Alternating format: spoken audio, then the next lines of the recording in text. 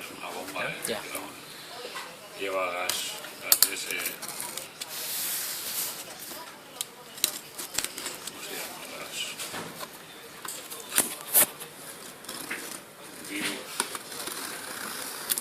de napalm. Una bomba de napalm ahí.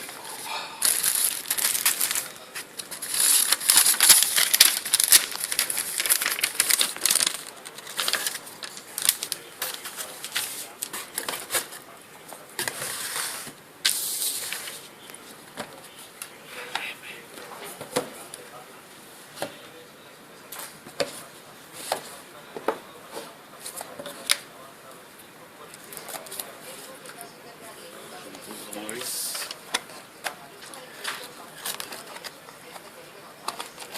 Viajamos.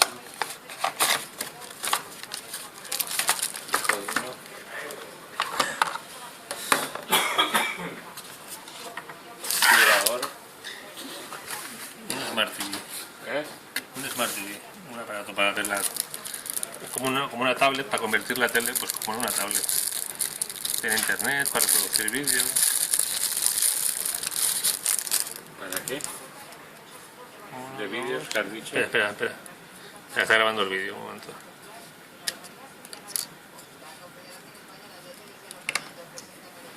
¿Eso sirve para, me has dicho? Para convertir la tele normal en una especie de ordenador.